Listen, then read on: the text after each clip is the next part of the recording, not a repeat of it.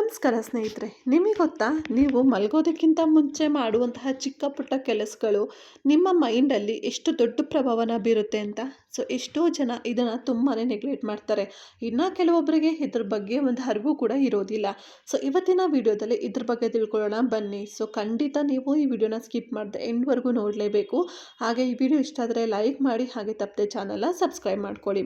ಸ್ನೇಹಿತರೆ, ನಾವು ಸುಮಾರು ಸಲ ಅಂದ್ಕೊಳ್ಳೋದು ಏನು ಗೊತ್ತಾ, ನಮ್ಮ ದಿನ ಶುರುವಾಗೋದು ನಾವು ಎದ್ದ ಮೇಲೆ, ಅಂದರೆ ಬೆಳಗ್ಗೆಯಿಂದ ನಮ್ಮ ದಿನ ಸ್ಟಾರ್ಟ್ ಆಗುತ್ತೆ ಅಂತ. But it's totally wrong. ಯಾಕಂದರೆ ನಮ್ಮ ದಿನ ಶುರುವಾಗೋದು ನಾವು ಮಲ್ಕೊಳ್ತೀವಿ ಅಲ್ವಾ ರಾತ್ರಿ, ಅವತ್ತಿನ ದಿನವೇ ನಮ್ಮ ನೆಕ್ಸ್ಟ್ ಡೇ ಹೇಗಿರಬೇಕು ಅನ್ನೋದು ನಮ್ಮ ಮೈಂಡಲ್ಲಿ ಕ್ರಿಯೇಟ್ ಆಗ್ತಾ ಇರುತ್ತೆ. ಅಂದರೆ ಸಬ್ಕಾನ್ಷಿಯಸಲ್ಲಿ ಅದೊಂದು ಪ್ರೊಸೆಸ್ ನಡೀತಾ ಇರುತ್ತೆ. ಬಟ್ ನಾವು ತುಂಬ ಸಲ ನೆಗ್ಲೆಕ್ಟ್ ಮಾಡೋದೇನೆಂದರೆ, ಸೊ ಅದೆಲ್ಲ ಒಂದು ದೊಡ್ಡ ವಿಷಯನ, ಸೊ ಅದೇನು ಬಿಡು, ಏನೋ ಕನ್ಸಲ್ಲಿ ಬಂದಿದ್ದು ಅಥವಾ ಏನೋ ಸ್ಲೀಪ್ ಡಿಸ್ಟರ್ಬೆನ್ಸ್ ಆಯಿತು ಅಷ್ಟೇ ಅಂತ ಹೇಳಿ ತುಂಬಾ ಸಿಂಪಲ್ ಆಗಿ ಅದನ್ನ ನೆಗ್ಲೆಕ್ಟ್ ಮಾಡ್ತೀವಿ. ಬಟ್ ನಾವು ನೆಗ್ಲೆಕ್ಟ್ ಮಾಡೋಷ್ಟು ಖಂಡಿತ ಅದು ಸಿಂಪಲ್ ಆಗಿಲ್ಲ ಸ್ನೇಹಿತರೆ. ಯಾಕಂದರೆ ನಮಗೆ ಎಷ್ಟೊಂದು ಜನಕ್ಕೆ ಸಬ್ಕಾನ್ಷಿಯಸ್ ಮೈಂಡ್ ಅಂದರೆ ಏನು ಅನ್ನೋದು ಗೊತ್ತೇ ಇಲ್ಲ.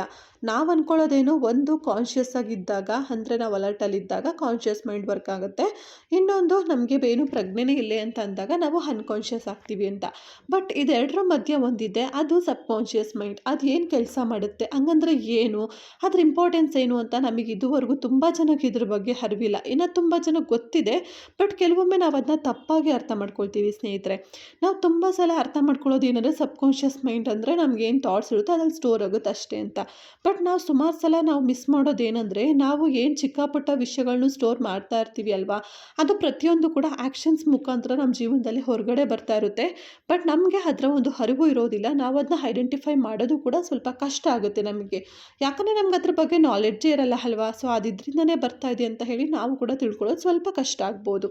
ಹಾಗಾಗಿ ನಾನು ಹೇಳೋದಿಷ್ಟೇ, ನೀವು ರಾತ್ರಿ ಮಲ್ಕೊಳ್ಳುವಾಗ ಎಸ್ಪೆಷಲಿ ನಿಮ್ಮ ನೈಟ್ ರೂಟೀನ್ ಏನಿರುತ್ತೆ ಅದನ್ನು ಆದಷ್ಟು ಪ್ರೊಡಕ್ಟಿವ್ ಹೆಲ್ತಿಯಾಗಿ ಇಟ್ಕೊಳ್ಳೋದಕ್ಕೆ ಟ್ರೈ ಮಾಡಿ ಸ್ನೇಹಿತರೆ. ಮೊದಲನೇದಾಗಿ ಬರೋದಾದರೆ, ನೀವು ನೈಟ್ ಏನು ಊಟನ ತಿಂತೀರಾ ಅದು ತುಂಬಾ ಮುಖ್ಯ ಆಗುತ್ತೆ ಸ್ನೇಹಿತರೆ. ಆದಷ್ಟು ಹೆಲ್ತಿಯಾಗಿರುವಂತಹ ಲೈಟ್ ಫುಡ್ನ ತೊಗೊಳ್ಳಿ. ಆವಾಗ ನಿಮ್ಮ ಡೈಜೆಷನ್ ಪ್ರೊಸೆಸ್ ಹಾಗೆ ಮೆಟಬಾಲಿಸಮ್ ತುಂಬಾ ಚೆನ್ನಾಗಿ ಕೆಲಸ ಮಾಡೋದ್ರಿಂದ ನಿಮ್ಮ ಮೈಂಡಲ್ಲಿ ಬರುವಂತಹ ಎಷ್ಟೋ ನೆಗೆಟಿವ್ ಥಾಟ್ಸ್ಗಳನ್ನ, ಹಾಗೆ ನಿಮಗೆ ಆಗಿರುವಂತಹ ಟಯರ್ಡ್ನೆಸ್ಸನ್ನು ಅದು ಕಡಿಮೆ ಮಾಡ್ತಾ ಬರುತ್ತೆ. ನೆಕ್ಸ್ಟ್ ಡೇ ನೀವು ತುಂಬಾ ಆ್ಯಕ್ಟಿವ್ ಆಗಿರೋದಕ್ಕೆ ಅದು ಸಹಾಯ ಮಾಡುತ್ತೆ.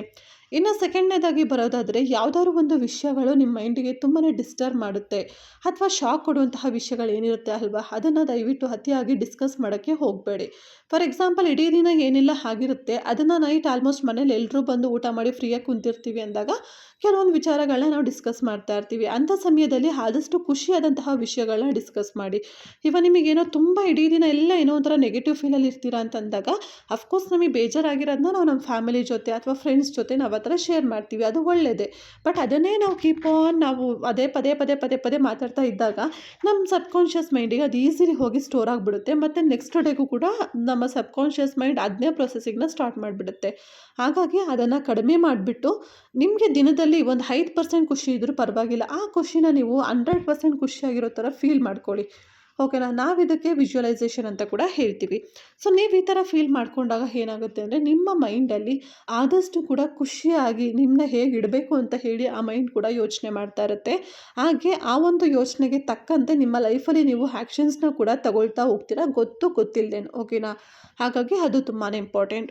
ಇನ್ನು ಥರ್ಡ್ ಒನ್ ತುಂಬ ಡೇಂಜರಸ್ ಏನಂದರೆ, ನಮ್ಮ ಸ್ಕ್ರೀನ್ ಟೈಮ್. ಹೌದು, ಮೊಬೈಲ್ ಇರ್ಬೋದು, ಟಿ ವಿ ಇರ್ಬೋದು, ಲ್ಯಾಪ್ಟಾಪ್, ಎನಿ ಡಿಜಿಟಲ್ ಥಿಂಗ್ಸ್, ದಯವಿಟ್ಟು ಮಲ್ಕೊಳ್ಳೋದಕ್ಕಿಂತ 1 hour ಮುಂಚೆ ಆದರೂ ಅದರ ಯೂಸೇಜಸ್ನ ಕಡಿಮೆ ಮಾಡ್ಕೊಳ್ಳಿ ಸ್ನೇಹಿತರೆ. ಸುಮಾರು ಸಲ ಏನಾಗುತ್ತೆ ಅಂದರೆ, ನಾವು ಬೆಡ್ ಮೇಲೆ ಇರ್ತೀವಿ, ನಿದ್ದೆ ಬರ್ತಿರುತ್ತೆ, ಆದರೂ ಕೂಡ ಫೋರ್ಸ್ಫುಲಿ ಮೊಬೈಲ್ ನೋಡ್ತಾ ಇರ್ತೀವಿ. ಬಿಕಾಸ್ ಆಫ್ ಯಾವುದೋ ಒಂದು ರೀಲ್ ಇಂಟ್ರೆಸ್ಟ್ ಇರುತ್ತೆ, ಇಲ್ಲ ಯಾವುದೋ ಒಂದು ಮೂವಿ ಇಂಟ್ರೆಸ್ಟಿಂಗ್ ಆಗಿರುತ್ತೆ. ಸೊ ಏನೋ ಒಂದು ನಡೆದಿರುತ್ತೆ, ಆಲ್ರೆಡಿ ಇಡೀ ದಿನ ನಿಮ್ಮ ಮೈಂಡ್ಗೆ ನೀವು ತುಂಬಾ ಸ್ಟ್ರೈನ್ ಮಾಡಿರ್ತೀರ. ಬಟ್ ಅಟ್ಲೀಸ್ಟ್ ನೈಟಲ್ಲಾರು ಅದನ್ನ ಫ್ರೀಯಾಗಿ ಬಿಟ್ಬಿಡಿ. ಓಕೆನಾ. ಸೊ ಫ್ರೀಯಾಗಿ ಬಿಟ್ಟಾಗ ನಿಮಗೆ ಅಟ್ಲೀಸ್ಟ್ ಆ ಮೊಬೈಲ್ನ ಬಿಟ್ಟು ಬೇರೆ ಒಂದು ಪ್ರಪಂಚದ ಬಗ್ಗೆ ಯೋಚನೆ ಶುರುವಾಗುತ್ತೆ. ಅಥವಾ ನಿಮ್ಮ ಗುರಿಗಳ ಬಗ್ಗೆ ಏನೋ ಒಂದು ಸ್ಟೆಪ್ಸ್ಗಳು ಅಥವಾ ಏನೋ ಒಂದು ಚಿಕ್ಕ ಪುಟ್ಟ ಆಲೋಚನೆಗಳು ಬರೋಕ್ಕೆ ಆ ಟೈಮಲ್ಲಿ ಸ್ಟಾರ್ಟ್ ಆದಾಗ, ಓ ಹೌದಲ್ವಾ, ನನಗೆ ಇದು ಮರ್ತೇ ಹೋಗಿತ್ತು, ನಾಳೆಯಿಂದ ಇದರ ಬಗ್ಗೆ ನಾನು ಸ್ವಲ್ಪ ವಿಚಾರ ಮಾಡಬೇಕು ಅಂತ ಹೇಳಿ ನಿಮ್ಮ ಮೈಂಡಲ್ಲಿ ಕೂಡ ವಿಷಯ ಸ್ಟೋರ್ ಆಗ್ತಾ ಹೋಗುತ್ತೆ. ಹಾಗಾಗಿ ಆದಷ್ಟು ದಯವಿಟ್ಟು ನಿಮ್ಮ ಸ್ಕ್ರೀನ್ ಅಡಿಕ್ಷನ್ನ ಕಡಿಮೆ ಮಾಡ್ಕೊಳ್ಳಿ. ಆ ಟೈಮಲ್ಲಿ ನೀವು ಬೇಕಾದ್ರೆ ಬುಕ್ಸನ್ನು ಓದುವಂಥದ್ದಿರ್ಬೋದು, ಇಲ್ಲ ಒಂದು ಸಿಂಪಲ್ 10 minutes ವಾಕ್ ಹೋಗೋದಿರ್ಬೋದು ಗಾಳೀಲಿ, ಅಥವಾ ನಿಮ್ಮ ಫ್ರೆಂಡ್ಸ್ ಅಥವಾ ಫ್ಯಾಮಿಲಿ ಜೊತೆ ಒಂದು ಟೈಮ್ ಸ್ಪೆಂಡ್ ಮಾಡೋದಿರ್ಬೋದು, ಅಥವಾ ನಿಮಗೆ ನೆಕ್ಸ್ಟ್ ಡೇಗೆ ಏನಾದ್ರು ಪ್ರಿಪ್ರೇಷನ್ಸ್ ಇದ್ದರೆ ಮಾಡ್ಕೊಳ್ಳುವಂಥದ್ದು. ಈ ಥರ ಸುಮಾರಷ್ಟು ಆಪ್ಷನ್ಸ್ ಇದೆ ನಮಗೆ. ಮೊಬೈಲ್ ಅಥವಾ ಟಿ ವಿ ಒಂದೇ ನಮ್ಮ ಆಪ್ಷನ್ ಅಲ್ಲ. ಬಟ್ ಇವತ್ತಿನ ಜಗತ್ತು ಏನಾಗಿದೆ ಅಂದರೆ, ಮೊಬೈಲ್ ಮೊಬೈಲ್ ಟಿ ವಿ ಇಲ್ಲದೆ ನಮ್ಮ ಲೈಫೇ ಇಲ್ಲ ಅನ್ನೋ ಥರ ಆಗಿಬಿಟ್ಟಿದೆ. ಹಾಗಾಗಿ ಆದಷ್ಟು ಇಂಥ ವಿಚಾರಗಳನ್ನ ನೀವು ಗಮನ ಕೊಡಿ.